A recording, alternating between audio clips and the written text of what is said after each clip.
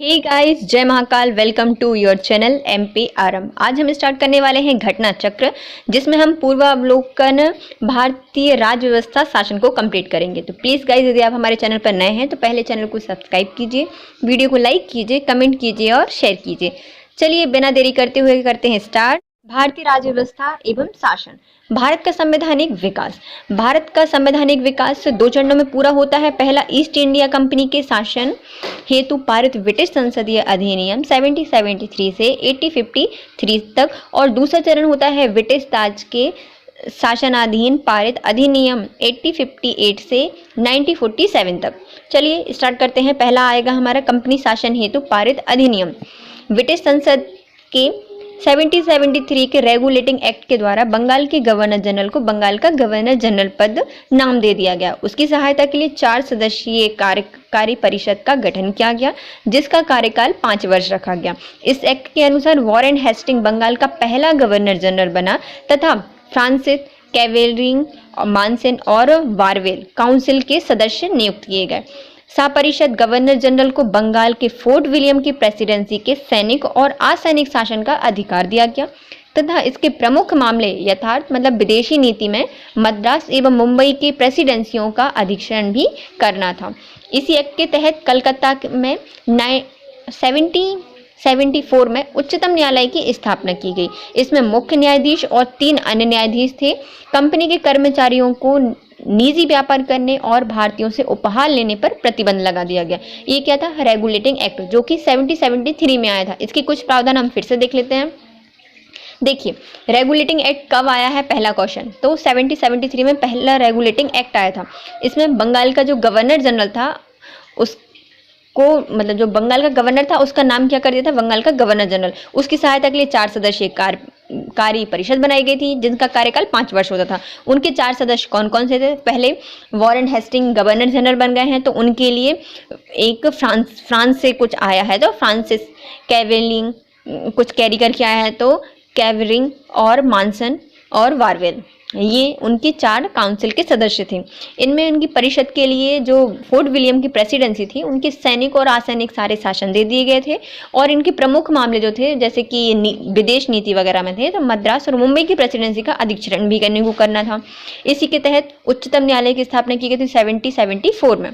इसी के मुख्य न्यायाधीश तथा अन्य न्यायाधीश इस उच्चतम न्यायालय में होते थे। इसके तहत मतलब रेगुलेट करने के लिए आया है, तो जो कर्मचारी थे उनको निजी व्यापार करने पर और जो भारतीयों से उपहार लेने पर प्रतिबंध लगा दिया गया था। नेक्स्ट है हमारा पिट्स इंडिया एक्ट 1784। यह कंपनी में राजनीतिक और व्यापारिक कार्यों का पृथक्करण करता है। मतलब पिट्स इंडिया एक्ट है, सबको बंटवारा कर देगा, तो राजनीतिक और व्यापारिक कार्यों का पृथक्करण कर दिया गया था। इस एक्ट में निर्देशक मंडल को कंपनी के व्यापारिक मामलों के अधिक्षरण की अनुमति तो दी गई, परंतु राजनीतिक मामलों के प्रबंधन के लिए एक नियंत्रण बोर्ड मतलब बोर्ड ऑफ कंट्रोल का गठन किया गया। 1786 का अधिनियम, इसको हम बाद में पढ़ेंगे, पहले हम पढ़ लेते हैं Pitt's India act. Pitt's India act कब आया है? तो पहले पिट्स इंडिया एक्ट आया है 1784 में। कंपनी के राजनीतिक और जो व्यापारिक कार्य थे उनको पृथक कर दिया था, मतलब अलग अलग बांट दिया गया था। इसमें एक निर्देशक मंडल को कंपनी के व्यापारिक मामलों के अधिक्षरण की तो अनुमति दी गई थी, लेकिन एक अलग से राजनीतिक मामलों के लिए राजनीति पर कंट्रोल करने के लिए क्या बनाया गया? नियंत्रण बोर्ड बनाया गया, जिसको बोर्ड ऑफ कंट्रोल कहा जाता था।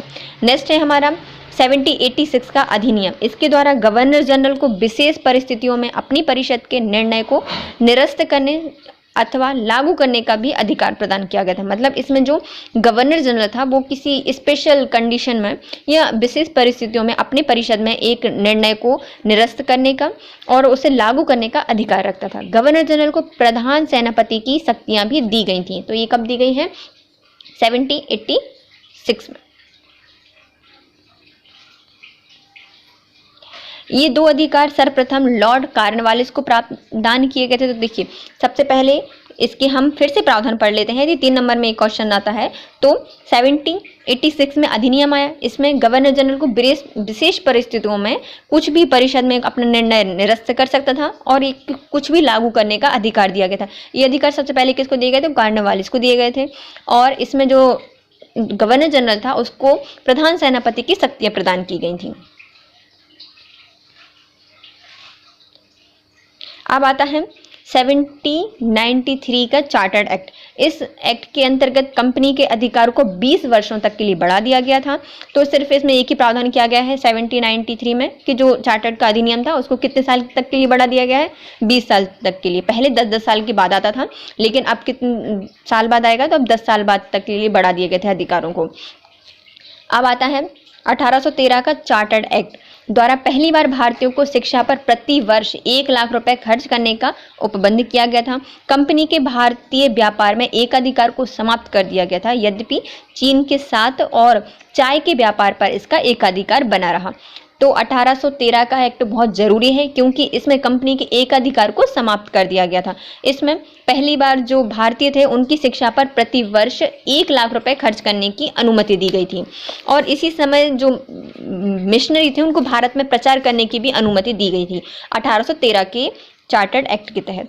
1833 का चार्टर्ड एक्ट, इसके द्वारा बंगाल का जो गवर्नर जनरल था उसको संपूर्ण भारत का गवर्नर जनरल बना दिया गया। इस चार्टर्ड एक्ट की धारा 87 के अनुसार कोई भी भारतीय केवल धर्म, जन्म स्थान, वंश, वर्ण के आधार पर सरकारी सेवा के लिए अयोग्य नहीं समझा जा सकता। देश की शासन प्रणाली का केंद्रीकरण इसमें किया गया था। देखिए 1833 में क्या हुआ है, जो बंगाल का गवर्नर जनरल था जिसको रेगुलेटिंग एक्ट के तहत बंगाल के गवर्नर को बंगाल का गवर्नर जनरल बनाया गया था, उसी को 1833 में बंगाल के गवर्नर जनरल को संपूर्ण भारत का गवर्नर जनरल बना दिया गया। और इस चार्टर्ड एक्ट की जो धारा थी 87, उसके अनुसार किसी भी भारतीय को किसी धर्म, जन्म स्थान या वंश या वर्ण के आधार पर सरकारी नौकरी के या सरकारी नौकरी की सेवा करने के लिए अयोग्य नहीं समझा जा सकता। देश में पहली बार शासन प्रणाली का क्या किया गया था, केंद्रीकरण किया गया था, क्योंकि इसमें 2-2, 3-3 है। देखिए 1833 है तो 3-3 है, तो 2 बार इसका केंद्रीकरण कर दिया गया है, तो 3-3 केंद्रीकरण इसमें किया गया था। लॉर्ड विलियम बेंटिक भारत का पहला गवर्नर जनरल बना। कंपनी के समस्त व्यापारिक कार्य इसमें समाप्त कर दिए गए थे, जितना भी व्यापार का कार्य था वो पूरा समाप्त कर दिया था। सबसे पहले इसका एकीकरण कब खत्म किया गया था, तो 1813 में इसका एकीकरण को समाप्त किया गया था। लेकिन व्यापारिक काम थे जैसे कि चीन के साथ और चाय के व्यापार थे वो 1833 में समाप्त किए गए हैं। तो आप कंपनी के सारे व्यापारिक कार्य कब समाप्त कर दिए गए हैं, 1833 के अधिनियम के तहत। भविष्य में उसे केवल राजनीतिक कार्य ही करने थे। गवर्नर जनरल की परिषद में एक कानूनी सदस्य जो कि चौथा सदस्य को शामिल किया गया। सर्वप्रथम मैकाले को कानूनी सदस्य के रूप में शामिल किया गया था। इस एक्ट के तहत शाह परिषद गवर्नर जनरल को पूरे भारत के लिए कानून बनाने का अधिकार था। इसके पहले जो 1786 में आया था उसमें गवर्नर जनरल को ये शक्तियां दी गई थी कि वो पहले प्रधान सेनापति की सारी शक्तियां उसके पास थी, और उसके पास क्या था कि वो कोई भी कानून को ला सकता है या फिर निरस्त कर सकता है। लेकिन इसमें कानून बनाने का अधिकार गवर्नर जनरल को दे दिया पूरे भारत पर। इस एक्ट में नियुक्तियों के लिए योग्यता संबंधी मापदंड मानकर भेदभाव को समाप्त किया गया था। तो ये कब किया गया है, 1833 में। इसके कुछ प्रावधान हम फिर से एक बार रिवाइज कर लेते हैं। जैसे 1833 में क्या हुआ है, संपूर्ण भारत का गवर्नर जनरल बना दिया बंगाल के गवर्नर जनरल को। पहले कौन बने, लॉर्ड विलियम बेंटिक। इसकी 87वीं धारा के अनुसार क्या किया गया, भारतीयों को धर्म, जन्म स्थान, वंश या वर्ण के आधार पर सरकारी नौकरी के लिए अयोग्य नहीं ठहराया जाएगा। मतलब इनडायरेक्टली क्या किया गया है कि भेदभाव को इसमें समाप्त किया गया है। कंपनी के व्यापारिक कार्य इसमें समाप्त कर दिए गए। सिर्फ अब वो क्या करेगी, राजनीतिक कार्य करेगी। इसमें चौथे सदस्य जिसका क्या नाम था, कानूनी सदस्य था, उसकी नियुक्ति की गई। और पहला कानूनी सदस्य या पहला कानूनी सदस्य कौन बने थे, तो वो मैकाले बनाए गए थे। इसमें जो परिषद थी गवर्नर जनरल की, उसको पूरे भारत में अधिनियम पारित करने का या फिर जो कानून बनाने का अधिकार किसके पास हो गया, गवर्नर जनरल के पास हो गया।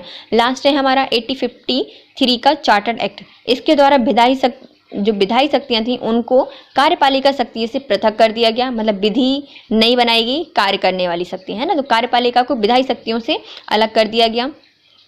विधि निर्माण हेतु भारतीय केंद्रीय विधान परिषद की स्थापना की गई।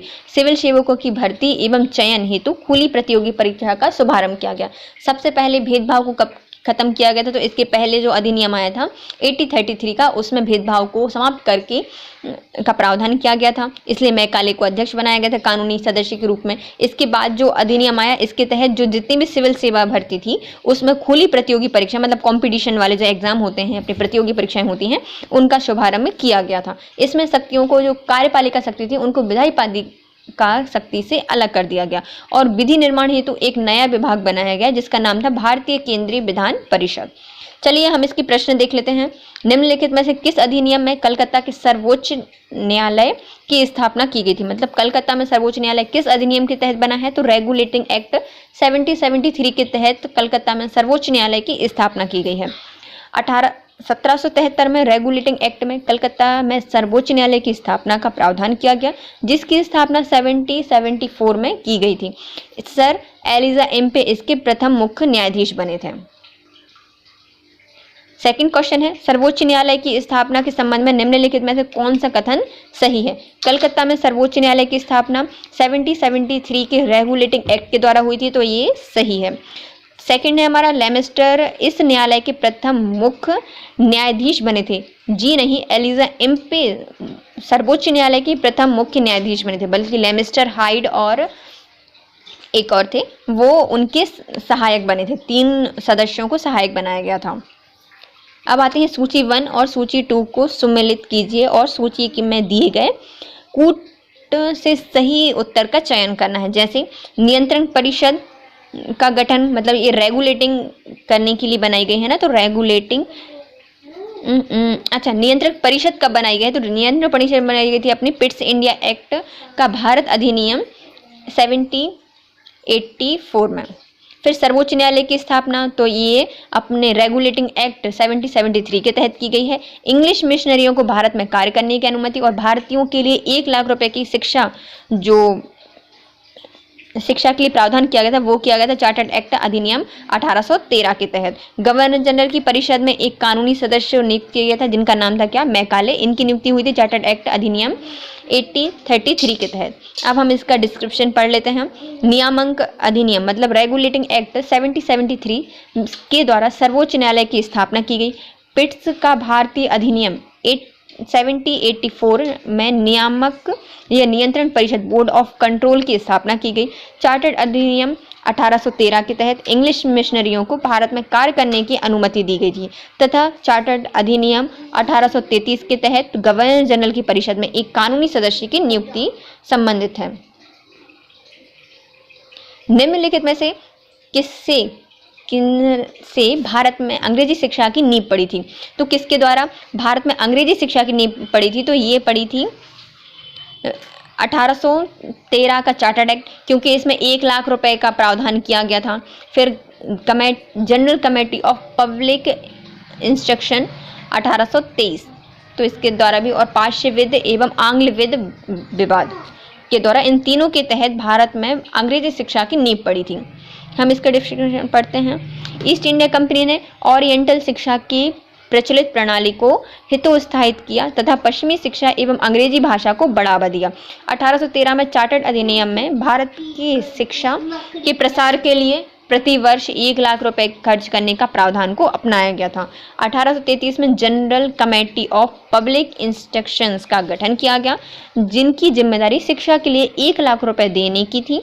समिति में 10 यूरोपीय सदस्यों को शामिल किया गया था। इसके अध्यक्ष लॉर्ड मैकाले थे। इसके बाद governor general Lord William Cavendish Benedict, जो कि 1828 से 1835 तक इनने शासन किया है। तो इनके शासनकाल में 7 मार्च 1835 में लॉर्ड मैकाले के प्रस्ताव को स्वीकार कर भारत में अंग्रेजों की उच्च शिक्षा का माध्यम मान लिया गया। भारत में आंग्ल शिक्षा के समर्थक के लिए नेता टेवेनियंस थे, जबकि H.T. प्रिंसेप पाश्चात्य शिक्षा के समर्थक में नेतृत्व करता थे। किस अधिनियम के द्वारा ब्रिटिश शासन ने चाय और चीन के साथ व्यापार को छोड़कर ईस्ट इंडिया कंपनी के भारत में व्यापारिक एकाधिकार को समाप्त कर दिया गया था? तो 1813 का चार्टर्ड अधिनियम के द्वारा ब्रिटिश शासन के चाय और चीन के साथ व्यापार को छोड़कर ईस्ट इंडिया कंपनी के सभी व्यापार भारत के साथ व्यापारिक एकाधिकार को समाप्त कर दिया गया था। 1813 का चार्टर्ड अधिनियम के माध्यम से ब्रिटिश सद ने चाय एवं चीन के साथ व्यापार को छोड़कर ईस्ट इंडिया कंपनी के भारत के साथ व्यापारिक एकाधिकार को समाप्त कर दिया था, जबकि 1813 के चार्टर्ड अधिनियम के द्वारा कंपनी के समस्त व्यापारिक कार्य समाप्त कर दिए गए तथा भविष्य में कंपनी को केवल राजनैतिक कार्य ही करने थे। चार्टर्ड अधिनियम 1813 के संबंध में निम्नलिखित कथनों पर विचार कीजिए। इसके द्वारा ईस्ट इंडिया कंपनी के व्यापारिक एकाधिकार को समाप्त कर दिया गया था, जो कि सही है। चाय का व्यापार और चीन के साथ व्यापार को छोड़कर सभी समाप्त हो गए थे। इससे कंपनी द्वारा अधिकार में लिए गए भारतीय राज्य क्षेत्रों पर ब्रिटिश राज्य क्राउन की संप्रभुता को सुदृढ़ किया गया था, तो ये भी सही है। भारत का राज्य राजस्व अब ब्रिटिश संसद के नियंत्रण में आ गया था, तो ये गलत है। चार्टर्ड अधिनियम एक्ट 1813 द्वारा ब्रिटिश ईस्ट इंडिया कंपनी का व्यापारिक एकाधिकार चाय और चीन के व्यापार पर एकाधिकार बना रहा था और सारे समाप्त कर दिए गए थे।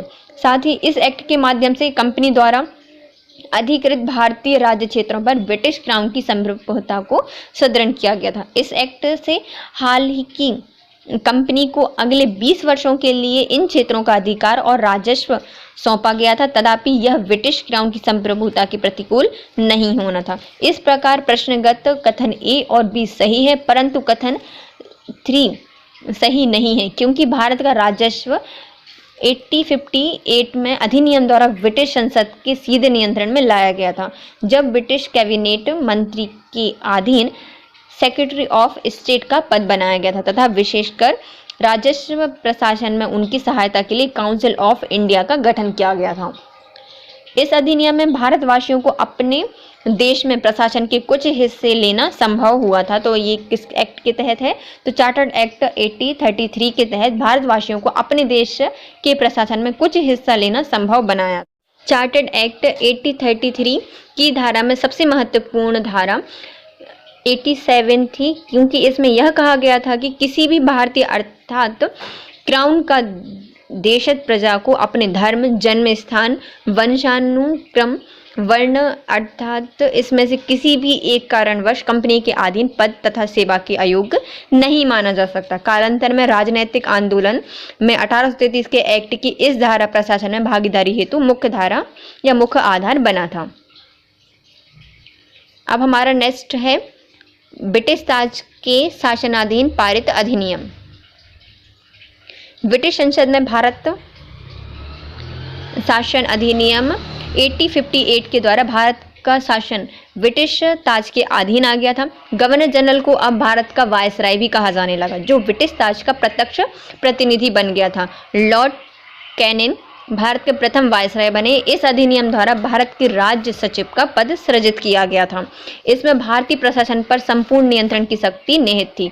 इसकी सहायता के लिए 15 सदस्यीय परिषद का गठन का प्रावधान किया गया था। देखिए इसमें क्या क्या प्रावधान किए गए हैं। तो 1858 में सबसे पहला है, इसमें सारे जितना ही भारत का शासन था वो ब्रिटिश ताज के अधीन आ गया था।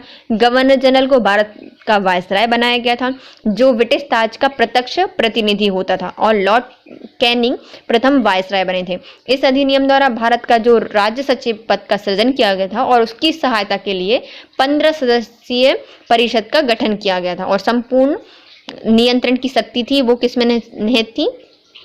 इन राज्य के सचिव में, यह भारत के सचिव के पास थी। अब आता है भारत परिषद अधिनियम 1861। इसके द्वारा कानून बनाने की प्रक्रिया भारतीय प्रतिनिधियों को शामिल करने की शुरुआत की गई थी। मतलब जितने भी कानून बनाए जाएंगे भारत में, तो उनमें भारतीय जो प्रतिनिधि हैं उनको इसमें शामिल किया गया था। इसके अधिनियम द्वारा मद्रास एवं मुंबई की प्रेसिडेंसी को पुनः विधायी शक्तियां देकर विकेंद्रीकरण की प्रक्रिया शुरू की गई थी। सबसे पहले केंद्रीकरण कब किया गया था? तो 1833 में केंद्रीकरण किया गया था भारत का। लेकिन जो 1861 है इसमें सबसे पहली बार मद्रास और मुंबई की प्रेसिडेंसियों को पुनः विधायी शक्तियां दे दी गई और उनका विकेंद्रीकरण प्रक्रिया शुरू की गई थी। इसमें वायसराय को आपातकाल में अध्यादेश जारी करने का अधिकार दिया गया था, जो अधिकतम 6 माह की अवधि तक प्रभावी हो सकता था। तो भारत परिषद अधिनियम 1861 द्वारा कानून बनाने की प्रक्रिया किनके पास थी? भारत के प्रतिनिधियों को भी इसमें शामिल किया गया था। इस अधिनियम द्वारा मद्रास मुंबई की प्रेसिडेंसियों को पुनः विधायी शक्तियां दी गई थी और विकेंद्रीकरण का शासन लागू किया गया था। पहली बार जो वायसराय था उसको आपातकाल में अध्यादेश जारी करने की शक्तियां दी गई थी और उसके लिए अधिकतम अवधि 6 माह रखी गई थी। अब आता है भारत परिषद अधिनियम 1892। इसके माध्यम से केंद्रीय एवं प्रांतीय विधान परिषदों के अतिरिक्त गैर सरकारी सदस्यों की संख्या बढ़ा दी गई थी। मतलब इसके माध्यम से केंद्रीय एवं जो प्रांतीय विधान परिषद हैं उनके अतिरिक्त जितने भी गैर सरकारी सदस्य हैं उनकी संख्या बढ़ा दी गई थी। केंद्रीय विधान परिषद में भारतीय सदस्यों को वार्षिक बजट पर बहस करने और सरकार से 6 दिन पूर्व नोटिस प्राप्त करने, प्रश्न पूछने का अधिकार दिया गया था, परंतु पूरक प्रश्न पूछने तथा मतदान का अधिकार अभी भी नहीं दिया गया था। सीमित अर्थों में निर्वाचन पद्धति का आरंभ किया गया था। इस अधिनियम की महत्वपूर्ण विशेषता थी तो 1892 के अधिनियम के द्वारा कुछ प्रावधान किए गए थे जो कि इस प्रकार है। केंद्रीय एवं प्रांतीय विधान परिषद थी, उसमें अतिरिक्त गैर सरकारी सदस्यों की संख्या बढ़ाई गई थी। केंद्रीय विधान परिषद में भारतीय सदस्यों के वार्षिक बजट पर बहस करने का अधिकार दिया गया था। 6 दिन पहले पूछकर वो प्रश्न ही पूछ सकते थे, लेकिन कोई भी पूरक प्रश्न नहीं पूछ सकते थे। इसमें सीमित अर्थों में निर्वाचन पद्धति का प्रारंभ किया गया था जो कि इस अधिनियम की विशेषता थी। भारत परिषद अधिनियम 1909, इसको माल्ले मिंटो सुधार भी कहा जाता है। इस अधिनियम के द्वारा भारतीयों को विधि निर्माण तथा प्रशासन दोनों में प्रतिनिधि प्रदान किया गया था। इसके तहत वायसराय की कार्यकारी परिषद में भारतीयों को पहली बार शामिल किया गया था जो कि प्रथम थे सत्येंद्र प्रसाद सिन्हा। इस अधिनियम में केंद्रीकरण तथा प्रांतीय विधायिनी शक्ति को बढ़ा दिया गया था। परिषद के सदस्यों को बजट एवं लोकहित के विषय पर विवेचना करने, प्रस्ताव लाने और प्रश्न पूछने के साथ साथ पूरक प्रश्न पूछने का भी अधिकार दिया गया था। इसमें पृथक निर्वाचन के आधार पर मुस्लिमों के लिए सांप्रदायिक प्रतिनिधित्व का प्रावधान किया गया था। इसलिए माल्य मिंटो सुधार में सबसे पहले सांप्रदायिक प्रतिनिधित्व का विचार आया था। इसको क्या कहा जाता है? 1909 की माल्य मिंटो सुधार कहा जाता है। इसमें विधि निर्माण और शासन, जो प्रशासन है, इन दोनों में प्रतिनिधित्व प्रदान करने के लिए भारतीयों में को पहली बार इसमें सदस्य बनाया गया था। या कार्यपालिका परिषद है वायसराय की, उसमें सदस्यता दी गई थी। तो पहले सदस्य कौन बने थे? तो सत्येंद्र प्रसाद सिन्हा इसके पहले सदस्य बने थे। इसमें केंद्रीय एवं जो प्रांतीय विधायी शक्तियां हैं इनको बढ़ा दिया गया था। जो भारतीय सदस्य थे परिषद के, उनको बजट पर लोकहित के लिए प्रश्न पूछने के लिए, प्रस्ताव लाने के लिए और पूरक प्रश्न पूछने का भी इसमें अधिकार दिया गया था। इसमें पृथक निर्वाचन के आधार पर मुस्लिमों के लिए सांप्रदायिक प्रतिनिधित्व का प्रावधान किया गया था। भारत शासन अधिनियम 1919, इसको मॉन्टेगू चेम्सफोर्ड सुधार भी कहा जाता है। इस अधिनियम के द्वारा पहली बार प्रत्यक्ष चुनाव प्रणाली अपनाई गई थी। सांप्रदायिक आधार पर निर्वाचन प्रणाली का प्रस्ताव रखा गया था। सिखों, भारतीय ईसाइयों और आंग्ल भारतीय एवं यूरोपियों के लिए भी यह लागू कर दिया गया था। इस अधिनियम द्वारा पहली बार केंद्र में द्विसदनीय व्यवस्था स्थापित की गई थी। इस अधिनियम द्वारा सभी विषयों को केंद्र एवं प्रांतों में बांट दिया गया था। द्विसदनीय केंद्रीय विधानमंडल समस्त ब्रिटिश भारत के लिए कानून बना सकती थी। इस अधिनियम के तहत प्रांतों में द्वैत शासन प्रणाली लागू की गई थी।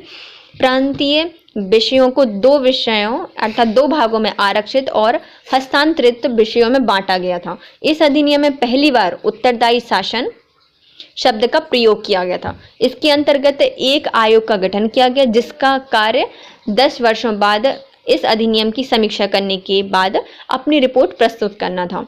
ये था 1919 का मॉन्टेग्यू चेम्सफोर्ड सुधार कहा जाता है। इसमें कुछ अच्छे प्रावधान किए गए हैं, जैसे प्रत्यक्ष चुनाव प्रणाली अपनाई गई थी। सांप्रदायिकता के आधार पर निर्वाचन प्रणाली में विस्तार किया गया। सबसे पहले सांप्रदायिकता पर किसको दिया गया था? तो 1909 में जो मॉन्टेग्यू चेम्सफोर्ड सुधार नहीं, माल्य मिंटो सुधार आया था, उसमें सबसे पहले मुस्लिमों के लिए सांप्रदायिकता के आधार पर निर्वाचन किया गया था। इसके बाद सिखों में, ईसाइयों में और भारतीय जो आंग्ल हैं और यूरोपीय हैं उनके लिए भी इसको लागू कर दिया गया 1919 में।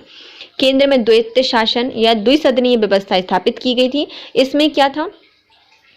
विषयों को केंद्र और प्रांतों में बांट दिया गया था। मतलब द्विसदनीय, दो सदन बना दिए गए, केंद्र की अलग और प्रांत की अलग, तो दो सदनीय बांट दिया गया। और द्वैत शासन लागू किया गया था प्रांतों में। प्रांतों में जब द्वैत शासन लागू हुआ तो इन जो जितने विषय थे उनको भी दो हिस्सों में बांट दिया गया, एक आरक्षित थे और एक हस्तांतरित थे। इस अधिनियम में पहली बार उत्तरदायी शासन प्रणाली या उत्तरदायी शासन शब्द का प्रयोग किया गया था। इसके अंतर्गत एक आयोग का गठन करने का प्रावधान किया गया था जो कि 10 साल बाद आएगा और इस अधिनियम की समीक्षा करेगा। भारत शासन अधिनियम 1935, इसके द्वारा सर्वप्रथम भारत में संघात्मक शासन सरकार की स्थापना की गई। इस अधिनियम के द्वारा प्रांतों में द्वैत शासन समाप्त कर दिया गया और केंद्र में द्वैत शासन प्रणाली लागू की गई। भारत में मुद्रा एवं साख पर नियंत्रण करने के लिए भारतीय रिजर्व बैंक की भी स्थापना की गई। सांप्रदायिक निर्वाचन प्रणाली का विस्तार करते हुए दलित जाति, महिला एवं श्रमिकों के लिए इसमें शामिल किया गया था। इस अधिनियम के तहत वर्ष 1937 में संघीय न्यायालय की स्थापना की गई। इस अधिनियम द्वारा बर्मा को ब्रिटिश भारत से अलग कर दिया गया और दो नए प्रांत सिंध और उड़ीसा का निर्माण किया गया। इसके तहत कुछ प्रांतों में द्विसदनात्मक व्यवस्था की स्थापना की गई। ये था 1935 का भारत शासन अधिनियम। इसके कुछ प्रावधान इस प्रकार दिए गए हैं। भारत में संघात्मक शासन की स्थापना 1935 के अधिनियम के तहत हुई। प्रांतों में द्वैत शासन समाप्त कर दिया और केंद्र में उसको लागू कर दिया गया। भारत में मुद्रा एवं साख पर नियंत्रण करने के लिए भारतीय रिजर्व बैंक की स्थापना की गई थी। सांप्रदायिक निर्वाचन प्रणाली का और विस्तार किया गया। अब इसको दलित जाति, महिला और श्रमिकों को इसमें शामिल कर दिया गया था। 1937 में क्या हुआ, जो 35 के अधिनियम के द्वारा संघीय न्यायालय की स्थापना की गई। इसके द्वारा बर्मा को ब्रिटिश भारत से अलग कर दिया गया और दो नए प्रांत उड़ीसा और सिंध का निर्माण किया गया। इसके तहत कुछ प्रांतों में द्विसदनात्मक व्यवस्था भी स्थापित की गई थी।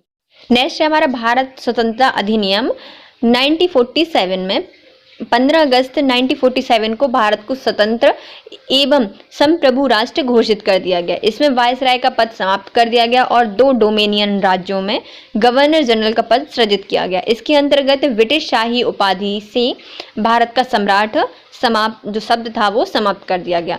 तो भारत स्वतंत्रता अधिनियम 1947 में क्या किया गया था, तो दो डोमिनियन राज्य बनाए गए जिसमें भारत को 15 अगस्त 1947 को भारत को स्वतंत्र एवं संप्रभु राष्ट्र घोषित कर दिया गया। वायसराय का पद समाप्त कर दिया गया और गवर्नर जनरल का पद सृजित किया गया। इसके तहत जो ब्रिटिश शाही उपाधि से जो भारत का सम्राट था वह पद भी समाप्त कर दिया गया। अब इसके हम क्वेश्चंस कंप्लीट करते हैं। निम्नलिखित में से किस अधिनियम के अंतर्गत भारतीय विधान परिषद को बजट पर बहस करने की शक्ति दी गई थी? मतलब बजट पर आपको बहस करनी है तो ये सबसे पहले मिली थी भारत परिषद अधिनियम 1892 के तहत। 1892 में भारतीय परिषद अधिनियम ने विधान परिषद के कार्य में वृद्धि की गई। इसके तहत बजट पर बहस करने की शक्ति दी गई थी, परंतु मतदान का अधिकार नहीं था और पूरक प्रश्न पूछने का अधिकार भी नहीं था। इस अधिनियम के द्वारा 6 दिन पहले पूर्व नोटिस के कार्य प्रणाली में प्रश्न पूछने की अनुमति थी, परंतु पूरक प्रश्न पूछने का अधिकार नहीं था। ब्रिटिश शासन में सांप्रदायिक प्रतिनिधित्व की व्याख्या निम्नलिखित में किस अधिनियम के द्वारा की गई थी? तो सांप्रदायिक प्रतिनिधित्व की व्याख्या सबसे पहले माल्य मिंटो सुधार में की गई थी, जो है 1909 का अधिनियम 1909 में आया था, माल्य मिंटो सुधार। भारतीय परिषद अधिनियम 1909 में माल्य मिंटो सुधार 1909 आया। इसके द्वारा ब्रिटिश भारत में सर्वप्रथम सांप्रदायिक प्रतिनिधित्व की व्याख्या की गई थी। इसके अंतर्गत मुसलमानों के लिए पृथक निर्वाचन मंडल का प्रावधान किया गया था। निम्नलिखित में से किस अधिनियम के द्वारा भारत में संघीय न्यायालय की स्थापना की गई? तो जो 1935 का अधिनियम था उसके तहत भारत में संघीय न्यायालय की स्थापना की गई थी और इसी के तहत भारतीय रिजर्व बैंक की स्थापना भी की गई थी, जो कि ऑप्शन में है नहीं, तो इनमें से उपयुक्त में से कोई नहीं इसका सही आंसर है। भारत में संघीय न्यायालय की स्थापना 1 अक्टूबर 1937 को भारत शासन अधिनियम 1935 के अंतर्गत की गई थी। इसके प्रथम मुख्य न्यायाधीश सर मॉरिस गेवियर थे। उपरोक्त में से विकल्पों में भारत शासन अधिनियम 1935 नहीं था, इसलिए सारे ऑप्शन गलत थे। भारत का संघीय न्यायालय निम्नलिखित में से किस वर्ष में स्थापित किया गया था? तो भारत का जो संघीय न्यायालय है उसकी स्थापना 1937 को की गई थी 1935 के अधिनियम के द्वारा। केंद्र में द्वैत शासन किस अधिनियम के द्वारा स्थापित किया गया था? तो प्रांतों में सबसे पहले शासन लगाया गया था द्वैत शासन, वो 1919 में लगाया गया था, लेकिन इसमें पूछा गया है कि केंद्र में द्वैत शासन कब लगाया गया है? तो भारत शासन अधिनियम 1935 में लगाया गया है केंद्र में। भारत सरकार अधिनियम 1935 के अंतर्गत केंद्र में द्वैत शासन, एक नए अखिल भारतीय संघ की स्थापना एवं प्रांतों में द्वैत शासन व्यवस्था को समाप्त करने का प्रावधान किया गया था। प्रांतों में द्वैत शासन का उपबंध 1919 के अधिनियम द्वारा किया गया था। केंद्र में द्वैत शासन के तहत संघीय विषयों को 2 विषयों में बांटा गया था, आरक्षित और हस्तांतरित। निम्नलिखित में से किस अधिनियम ने केंद्र में द्वैत शासन प्रणाली को स्थापित किया था? तो केंद्र में द्वैत शासन कौन लेके आया है? तो 1935 का अधिनियम लेके आया है। 1919 में भारत शासन अधिनियम की निम्नलिखित में से कौन सी प्रमुख विशेषताएं थी? प्रांतों की कार्यपालिका सरकारों में द्वैत शासन की व्यवस्था की गई थी, तो ये सही है। मुस्लिमों के लिए पृथक सांप्रदायिक निर्वाचक मंडल की व्यवस्था, तो ये गलत है, क्योंकि ये माल्य मिंटो सुधार 1909 में मुस्लिमों के लिए पृथक सांप्रदायिक निर्वाचन मंडल की स्थापना की गई थी। केंद्र द्वारा प्रांतों को विधायी शक्तियों का हस्तांतरित, तो ये भी सही है, मतलब 1 और 3 सही हैं। भारत शासन अधिनियम 1919 में ब्रिटिश संसद के द्वारा पारित अधिनियम था, जिसका उद्देश्य भारतीय शासन में भारतीयों की भागीदारी को बढ़ाना था। इस अधिनियम को भारत सचिव एडविन मॉन्टेग्यू और वायसराय लॉर्ड चेम्सफोर्ड के कार्यकाल में पारित किया गया था। इस अधिनियम के द्वारा राज्यों में द्वैत शासन की स्थापना की गई थी, जिसके तहत प्रत्येक राज्य में राज्य के प्रशासनिक विषयों को 2 श्रेणियों में बांटा गया था, आरक्षित और हस्तांतरित। आरक्षित विषय प्रांतीय गवर्नर एवं उसकी कार्यपालिका परिषद के तहत रखे गए थे, जबकि जो हस्तांतरित विषय हैं वो उत्तरदायी प्रांतीय विधायिका के प्रति उत्तरदायी मंत्रियों को सौंपे गए थे। साथ ही केंद्र एवं प्रांतों के मध्य भी शक्तियों का बंटवारा संघीय एवं प्रांतीय विषयों के रूप में किया गया था। जहां तक मुसलमानों के जो पृथक सांप्रदायिक निर्वाचन व्यवस्था का प्रश्न है, तो यह प्रावधान 1909 के अधिनियम के द्वारा किया गया था। 1919 के अधिनियम में यह व्यवस्था न केवल जारी रही, बल्कि इसमें सिख, यूरोपीय, भारतीय, ईसाइयों और एंग्लो इंडियनों के लिए भी इसका विस्तार किया गया था। निम्नलिखित में से किस ब्रिटिश भारत में प्रांतीय स्वायत्तता शुरू की गई थी? तो किस में ब्रिटिश भारत में प्रांतीय स्वायत्तता स्थापित की गई थी? तो 1919 में सबसे पहले भारत शासन अधिनियम 1919 में ब्रिटिश शासन या ब्रिटिश भारत में प्रांतीय स्वायत्तता शुरू की गई थी। ब्रिटिश भारत में प्रांतीय स्वायत्तता की शुरुआत प्रारंभिक रूप से भारत शासन अधिनियम 1919 में की गई थी, जिसे 1935 में भारत सरकार अधिनियम से विस्तृत एवं स्थापित किया गया था। ज्ञातलब है कि झारखंड लोक सेवा आयोग ने अपनी प्रारंभिक उत्तर कुंजी में इस प्रश्न का विकल्प सी माना था, जिस संशोधित कर उत्तर पुस्तिका में इसको फिर से डी दिया गया। भारतीय विधान पालिका प्रथम बार द्विसदनात्मक कब बनाई गई थी? द्विसदनीय कब बनी थी भारतीय विधान पालिका? 1919 में भारत शासन अधिनियम के द्वारा इसको सबसे पहले द्विसदनीय बनाई गई थी। 1919 में भारत शासन अधिनियम द्वारा केंद्र में द्विसदनीय विधान पालिका की स्थापना की गई। ऊपरी सदन राज्य परिषद, जिसकी अवधि प्रथम बैठक से 5 वर्ष थी, और इस अधिनियम के द्वारा धारा 18 के तहत इसमें 60 सदस्यों में से अधिकतम 20 सदस्य सरकारी हो सकते थे। निचला सदन, जो कि केंद्रीय विधान सभा या सेंट्रल लेजिस्लेटिव असेंबली था, इसकी अवधि प्रथम बैठक से 3 वर्ष तक के लिए रखी गई थी, तथा भारत सरकार अधिनियम 1919 की धारा 19 के तहत इसमें मूल या मुख्यतः 140 सदस्यों का प्रावधान किया गया था, जिसमें से 100 निर्वाचित होते थे और 40 मनोनीत किए जाते थे, जिसमें से अधिकतम 26 सरकारी होते थे। ज्ञातलब है कि 1919 के अधिनियम की क्रियान्वयन हेतु बने नियमों के तहत राज्य परिषद में 60 सदस्यों में से 33 के निर्वाचित तथा शेष 27 के मनोनीत होने का प्रावधान किया गया था, जबकि केंद्रीय विधानसभा के सदस्यों की संख्या बढ़ाकर पहले 143, जो कि इसमें से 102 निर्वाचित और 41 मनोनीत थे, फिर 145, जिसमें से 104 निर्वाचित और 41 मनोनीत कर दिए गए। उल्लेखनीय है कि दोनों सदनों में मनोनीत सदस्यों में से एक बरार से निर्वाचित होने वाले सदस्य भी शामिल थे, जिन्हें गवर्नर जनरल मनोनीत करता था। बरार से मनोनीत होने वाले सदस्य निर्वाचन होने के कारण अनेक उल्लेखों में इन्हें निर्वाचित सदस्यों की श्रेणी में भी शामिल किया जाता है। केंद्र में कौन सा एक्ट द्विसदनीय विधायिका लाया था? केंद्र में कौन सा एक्ट द्विसदनीय विधायिका लाया था? तो 1919 का एक्ट केंद्र में द्विसदनीय विधायिका को लेके आया था। निम्नलिखित कथनों पर विचार कीजिए। 1919 के मॉन्टेग्यू चेम्सफोर्ड सुधारों में 21 वर्ष से अधिक आयु की सभी महिलाओं के लिए मतदान का अधिकार संतुष्ट की गई थी। 1935 में गवर्नमेंट ऑफ इंडिया एक्ट में विधानमंडल में महिलाओं के लिए आरक्षित स्थानों का प्रावधान किया गया था।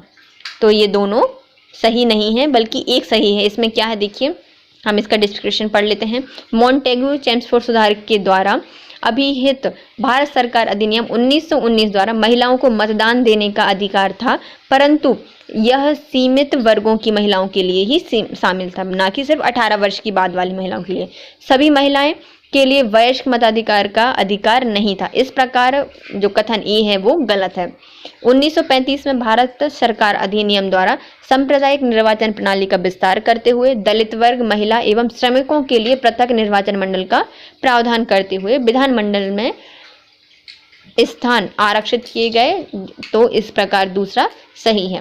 भारतीय सिविल सेवा के संदर्भ में निम्नलिखित में से कौन सा कथन सही है? भारत शासन अधिनियम 1919 में भारतीय सिविल सेवा के लिए एक अलग परीक्षा का प्रावधान किया गया था जो भारत में होनी थी। भारतीय सिविल सेवा में 1941 में भारतीयों का प्रतिशत यूरोपीय वासियों से अधिक था। तो ये भी सही है, मतलब दोनों कथन सही हैं, अर्थात ऑप्शन सी सही है। भारत में आधुनिक मेरिट आधारित सिविल सेवा ICS का प्रारंभ 1854 में लंदन में सिविल सेवा आयोग की स्थापना से हुआ था। 1855 में इस हेतु प्रतियोगी परीक्षा लंदन में ही आयोजित होने लगी थी। भारतीयों को लगातार मांग के बावजूद यह परीक्षा भारत में ना होकर लंदन में ही होती थी।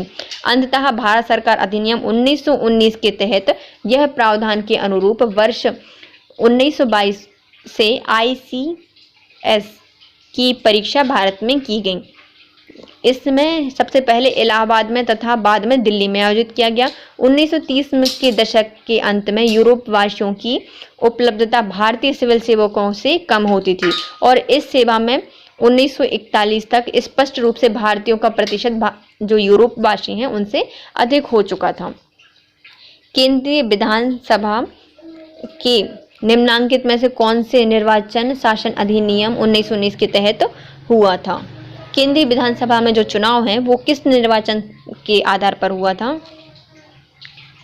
1919 के तहत हुआ था। तो जो 37 में हुए थे उसके तहत।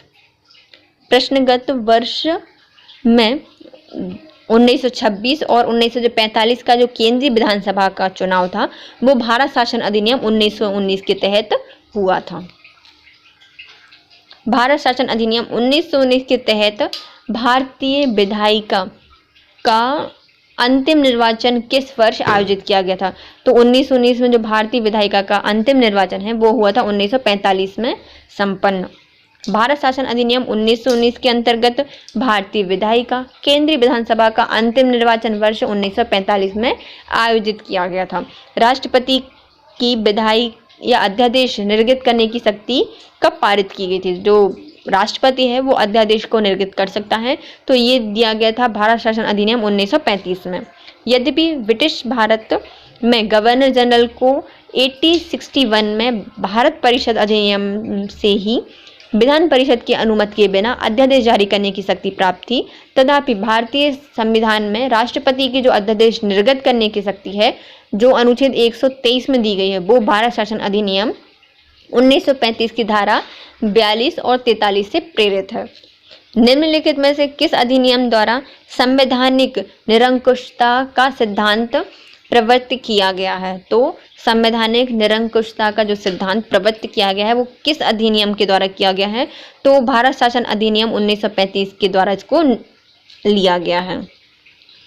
संवैधानिक निरंकुशता का सिद्धांत भारत शासन अधिनियम 1935 द्वारा प्रवृत्त किया गया है। यह अधिनियम ब्रिटिश संसद द्वारा पारित सर्वाधिक विस्तृत अधिनियम है। साथ ही यह भारत के लिए तैयार संवैधानिक प्रावधानों में से सबसे जटिल दस्तावेज है। इसी अधिनियम में भारत संघ की स्थापना, संघीय न्यायपालिका, केंद्र एवं राज्य के मध्य शक्तियों का विभाजन आदि का प्रावधान भी इसी अधिनियम के द्वारा लिया गया है। भारत में संविधान के केंद्र एवं राज्य के बीच किए गए शक्तियों का विभाजन निम्नलिखित में से किस योजना के अंतर्गत दिया गया है? तो 1935 का जो भारत शासन अधिनियम है उसके द्वारा केंद्र और राज्य के बीच शक्तियों का विभाजन किया गया है। भारत में संविधान में केंद्र एवं राज्य के मध्य शक्तियों का विभाजन भारत शासन अधिनियम 1935 में उल्लिखित योजना पर आधारित है। इस अधिनियम की सूची 7 में अनुसूची संघ एवं राज्य एवं समवर्ती सूची के विषयों का विभाजन करती है। इसके अतिरिक्त प्रांतों में द्वैत शासन समाप्त कर केंद्र में द्वैत शासन को लागू किया गया था, जो कि प्रांतीय स्वायत्तता के सूत्रपात का संकेत देता है। इसमें एक अखिल भारतीय महासंघ स्थापित करने का भी प्रावधान शामिल था। इस संघ का निर्माण तत्कालीन ब्रिटिश भारत के प्रांतों, चीफ कमिश्नर प्रांतों एवं देशी रियासतों से मिलकर होना था, परंतु यह व्याख्या लागू नहीं की जा सकी। 1935 में भारत शासन अधिनियम के द्वारा स्थापित होने वाले संघ में अवशिष्ट शक्तियां गवर्नर जनरल को प्रदान की गई थीं। निम्नलिखित में से भारत शासन अधिनियम 1935 की मुख्य विशेषता कौन सी नहीं थी? तो इस अधिनियम के द्वारा अखिल भारतीय महासंघ का प्रावधान था, तो ये सही है। अवशिष्ट विषय प्रांतीय विधायिका को आवंटित किए गए थे, तो ये भी सही है। और नहीं, प्रांतों को नहीं दिए गए थे, बल्कि जो अवशिष्ट विषय थे वो किसके पास थे? गवर्नर जनरल के पास था। यह प्रांतीय स्वायत्तता का सूत्रपात का संकेत देता है, तो ये सही है। इसमें प्रांतीय स्वायत्तता पर द्वैत शासन प्रणाली को समाप्त कर केंद्र में लागू किया गया था, तो ये सही है। अर्थात जो ऑप्शन बी है वो गलत है, क्योंकि जो अपशिष्ट शक्तियां थी वो गवर्नर के पास थी।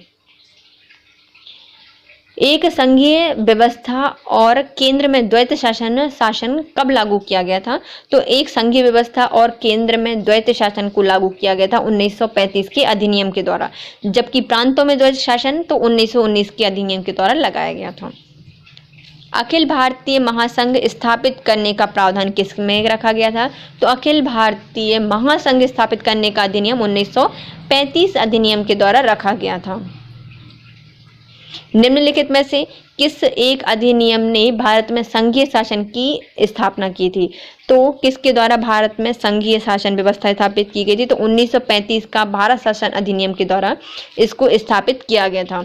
1935 के किस अधिनियम द्वारा स्थापित संघ में अवशेष शक्तियां किसको दी गई थी? जो विशेष या फिर अवशेष शक्तियां थी, अवशिष्ट शक्तियां थी, वो किसके पास थी? तो वो गवर्नर जनरल के पास थी। निम्नलिखित में से कौन सा एक भारत शासन अधिनियम 1935 में स्वीकार किया गया है और महत्वपूर्ण एवं स्थायी अवयव नहीं है? तो इसमें से कौन सा प्रावधान है जो कि 1935 में स्वीकार किया गया था लेकिन वो महत्वपूर्ण और स्थायी अवयव नहीं है? तो भारत के लिए एक लिखित संविधान। भारत शासन अधिनियम 1935 में देश के लिए एक लिखित संविधान का उल्लेख नहीं था। भारत के संविधान का सर्वप्रथम उल्लेख क्रिप्स मिशन द्वारा किया गया था। यह 3 विभिन्न या विकल्प भारत शासन अधिनियम 1935 में समाहित थे। 3 विकल्प कौन कौन से देखिए। विधानमंडल में निर्वाचन एवं जवाबदेही प्रतिनिधि था, तो ये संघ की योजना विचार थी, और विधानमंडल के लिए एक सरकारी सदस्य का समवाचित किया गया था। 1935 का गवर्नमेंट ऑफ इंडिया एक्ट क्यों महत्वपूर्ण था? क्योंकि यह भारतीय संविधान का मुख्य स्रोत है। भारत का वर्तमान संवैधानिक ढांचा बहुत कुछ 1935 के भारत शासन अधिनियम पर आधारित है। इस अधिनियम के कुछ उपबंध इस प्रकार हैं, जैसे कि संघात्मक सरकार की स्थापना। संघात्मक जो सरकार है उसकी स्थापना 1935 के अधिनियम से ली गई है।